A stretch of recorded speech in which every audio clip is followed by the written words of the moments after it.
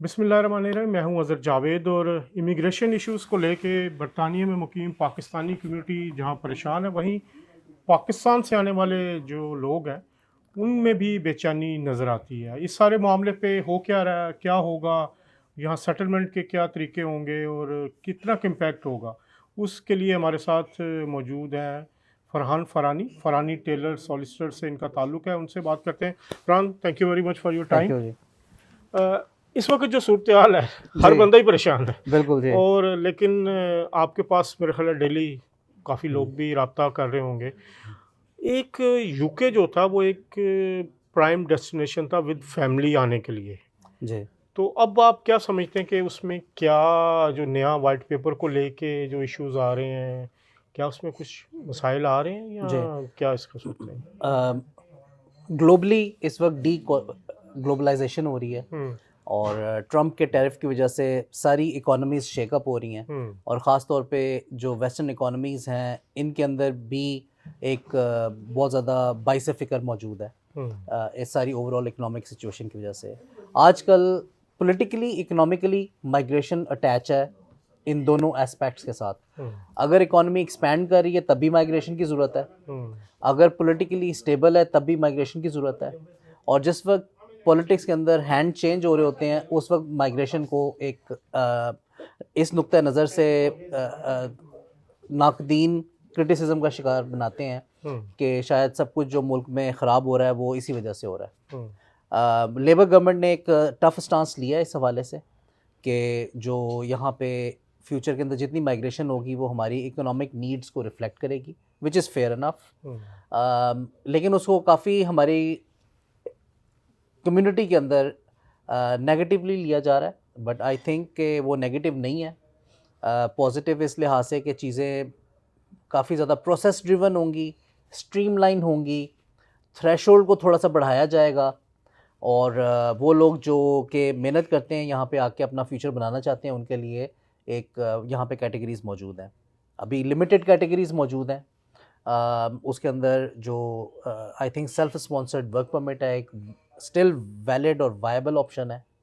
उसका तरीका कर क्या है? जी, सेल्फ स्पॉन्सर्ड जो वर्क परमिट है वो कोई इमिग्रेशन की ऐसा कैटेगरी नहीं है। हाउएवर जो पॉलिसीज़ आती रही हैं उसका फ़ायदा उठाते हुए आप यहाँ पे एक कंपनी इनकॉर्पोरेट कर सकते हैं जहाँ पे ब्रिटिश डायरेक्टर होगा हुँ, और उसके इट्स अ 3 स्टेज प्रोसेस। पहले स्टेज के अंदर उस कंपनी की ट्रेडिंग प्रेजेंस के लिए हर जगह रजिस्ट्रेशंस होंगी। हुँ, सेकंड स्टेज के अंदर उस ट्रेडिंग एंटरप्राइज की आप अप्रूवल लेंगे होम ऑफिस से और जब आपके पास स्पॉन्सर लाइसेंस आ गया तो फिर आप जो एप्लीकेंट पाकिस्तान या जहाँ पे भी मौजूद है दुबई में उनका आप वर्क परमिट अप्लाई करेंगे तो वो हुँ, थर्ड स्टेज है। ठीक है। यहाँ पे आने के बाद सबसे अच्छी बात ये कि 6 महीने से ज़्यादा नहीं रहना, सिर्फ हुँ, आपने 6 महीने रहना, वो भी एक बार में नहीं रहना। हुँ, हुँ, हुँ, आप गर्मी की छुट्टियों में 3 दिन 3 महीने रहे, दिसंबर में रहे और फिर आप अप्रैल के दौरान आपने चक्कर लगाया। इन टोटल आपने 6 मंथ्स अगर गुजारे यहाँ पे वो इन 1 ईयर इन 1 ईयर ठीक है। वो सफिशेंट है इंडेफिनेट लेने के लिए। 1 साल में इंडेफिनिट नहीं होगा? ये नहीं, 5 साल बाद इंडेफिनेट अच्छा होगा, 5 हर साल। साल आपने 6 महीने रहना है। Okay, okay, I understand. हुँ, और पूरी फैमिली को आप अपने साथ ला सकते हैं। जो 18 साल से कम बच्चे हैं उनकी एजुकेशन फ्री है, उनका एनएचएस की आप फ़ीस देते हैं तो एनएचएस की आपको यहाँ पे कुछ पे करने की ज़रूरत नहीं। हुँ, जो आप एंट्री पॉइंट पे फ़ीस देंगे वही है सिर्फ। हुँ, तो 5th एनिवर्सरी पे फिर इंडेफिनेट है। और ये एक ऐसा प्रोसेस है जिसके अंदर फ्लेक्सिबिलिटी अब बहुत ज़्यादा आ गई है। हुँ, रिमोट वर्किंग अलाउड है, ओके। 6 मंथ्स आप रह लें वो काफ़ी है और आप कंपनी के अंदर शेयर होल्डर भी हो सकते हैं, हुँ, डायरेक्टर भी हो सकते हैं और वर्क परमिट होल्डर भी हो सकते हैं। हुँ, हुँ, जिसका मतलब है कि जो पूरी कंपनी है जिसमें आपका वर्क परमिट है, आपका पूरा बिजनेस इंटरेस्ट है, हुँ, वो आपके कंट्रोल में है। हुँ, हुँ। तो आप एक्सपोज नहीं है, कोई रिस्क नहीं है और आप अपनी पूरी एफर्ट डाल के उसको कमर्शियली सक्सेसफुल बना सकते हैं। तो इसके लिए जो पाकिस्तान में कंपनी होगी उसका लेवल कितना का होना चाहिए, जो फंड्स के जी, लिहाज से या ट्रेडिंग के लिहाज जी, से? वो कंपनीज़ जो पाकिस्तान के अंदर ऑलरेडी एस्टेब्लिश्ड हैं, हुँ, उनके लिए एक और कैटेगरी मौजूद है जिसको कहते हैं एक्सपेंशन वर्कर वीज़ा। ठीक है। उस एक्सपेंशन वर्कर वीज़ा के अंदर वो जो कंपनीज़ वहाँ पे एस्टेब्लिश्ड हैं, वो यहाँ पे अपनी एक सब ब्रांच खोल सकती हैं अपने हुँ, सीनियर एम्प्लॉय को यहाँ पे भेज सकती हैं। अगेन जो यहाँ पर आएगा बंदा वो कंपनी का शेयर होल्डर भी हो सकता है, डायरेक्टर भी हो सकता है, और एक्सपेंशन वर्कर के अंदर उसका यहाँ पे लाइसेंस होगा, जो कि बाद में फिर आप स्पॉन्सर लाइसेंस में कन्वर्ट करके इंडेफिनेट की तरफ जा सकते हैं। ठीक है। तो अब ये तो हो गया जो आ रहा है, तो यहाँ पे जो लोग इस वक्त स्टूडेंट वीज़ा पे हैं जी उनके लिए कई मसाइल हमें नज़र आ रहे हैं जी विद इन कंट्री। जी एक स्टूडेंट जो यहाँ पे मौजूद है उसके लिए क्या अवेलेबिलिटीज़ हैं चीज़ों की, वो कैसे अपने, अगर वो यहाँ सेटल होना चाहता है? जी कोई भी स्टूडेंट जिसने अपनी स्टडीज़ यहाँ पे कंप्लीट कर ली हैं उसके पास दो ऑप्शंस हैं। नंबर वन ऑप्शन ये कि कहीं पे जॉब करके एज एन एम्प्लॉई वहाँ पे उसे स्पॉन्सर लाइसेंस मिले और वो वर्क परमिट पे चला जाए स्किल्ड वर्कर माइग्रेंट के तौर पे, या फिर जो पहले आपसे जिक्र हुआ अगर वो पीएसडब्ल्यू पर है तो पीएसडब्ल्यू पे आते ही वो फिर यहाँ पे अपनी कंपनी फॉर्म करके सेल्फ स्पॉन्सर्ड वर्क परमिट पे जा सकता है। ये रूट उनके लिए भी अच्छा, अवेलेबल है। पीएसडब्ल्यू के लिए भी है? जी पीएसडब्ल्यू के ऊपर भी वो ये वैसे बहुत कम लोगों को पता है। जी, इसकी बिल्कुल। क्या रिक्वायरमेंट है? जो तो उसके लिए फिर आपको सेल्फ स्पॉन्सर्ड वर्क परमिट के ऊपर जाने के लिए कोई भी स्टूडेंट जो यहाँ पे परमानेंट रहना चाहता है वो अगर वो पीएसडब्ल्यू पर है ये मौजूद है। तो मैं आपको थोड़ा सा रूट बता दूं।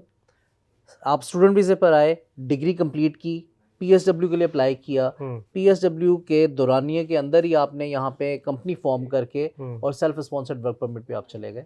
और फिर आप उस कंपनी को आप रन करते रहे, उसको कमर्शियली सक्सेसफुल बनाएं और वही आपको इंडेफिनेट की तरफ लेके जाएगी आगे। ये तो बड़ा ज़बरदस्त रूट है। जो स्टूडेंट्स यहाँ पे जी मौजूद परेशान है कि जी हमें शायद वर्क परमिट लेना पड़े किसी और कंपनी के साथ, तो किसी और से लेने के बजाय बेहतर है कि आप अपनी कंपनी बनाएं और सेल्फ स्पॉन्सर्ड रूट के ऊपर खुद उस घोड़े की बागें आपके हाथ में होंगी। अच्छा, फरानी टेलर से हैं फरहान फरानी साहब, ये आप इनसे रब्ता भी कर सकते हैं अगर कोई आपके पास आता है इस रूट पे जाने के लिए। डॉक्यूमेंटेशन क्या रिक्वायर्ड है? तो सबसे पहले कंपनी इनकॉर्पोरेशन, उसके बाद फिर पेरोल रजिस्ट्रेशन, आपको प्रीमिसेस का प्रूफ चाहिए कि कहाँ से आप ऑपरेट कर रहे होंगे, और बाकी और भी जगहों से आपकी रजिस्ट्रेशन चाहिए। तो आपने उस ट्रेडिंग प्रेजेंस को आपने हर जगह से प्रूव करवाना है। जैसे आपने बिजनेस प्लान बनाया, वेबसाइट बनाई आपने, उसके बाद फिर ये सारा प्रूफ लेके आपने उस एंटरप्राइज को प्रूव करवाना है होम ऑफिस से, जिसको कहते हैं स्पॉन्सरशिप लाइसेंस एप्लीकेशन। तो एज अ स्पॉन्सर जब आपका अप्रूवल हो जाए तो फिर आप किसी को भी वर्क परमिट पे बुला सकते हैं। तो that will be the last stage, third stage, जिस पे जो स्टूडेंट है जो पीएसडब्ल्यू पर है उसको वहाँ पे स्किल्ड वर्कर का सीओएस मिल जाएगा और वो फिर अप्लाई करेगा अपने वीज़े के लिए। अगर कोई आपसे पूरे प्रोसेस के लिए आपसे कंसल्ट करना चाहे तो वो उसको आप ये सर्विस देते हैं? जी बिल्कुल देते हैं हम लोग। जी हम लोग थ्रू आउट द प्रोसेस, ये 3 स्टेज प्रोसेस है, हर स्टेज पे गाइडेंस भी देते हैं और गाइड करते हैं और लीगल एडवाइस देते हैं। जी बल्कि जो अब स्टूडेंट्स हैं वो इस वक्त अगर अभी से ये शुरू कर दें अपना प्रोसेस कि जब डिग्री कंप्लीट होने वाली है फिर उसके बाद, तो मेरा ख्याल है फरहान साहब से अगर रब्ता करें आप, नंबर आपको स्क्रीन पे नज़र आ रहे हैं फरानी टेलर्स के भी, तो आपको ये बेस्ट पॉसिबल वे में गाइड भी करेंगे। और वैसे भी इनका एक मेरा ख्याल है यूके में सबसे बड़ी एक पाकिस्तानी ओरिजिन और वैसे भी मेन स्ट्रीम एक इनका लॉ फॉर्म है।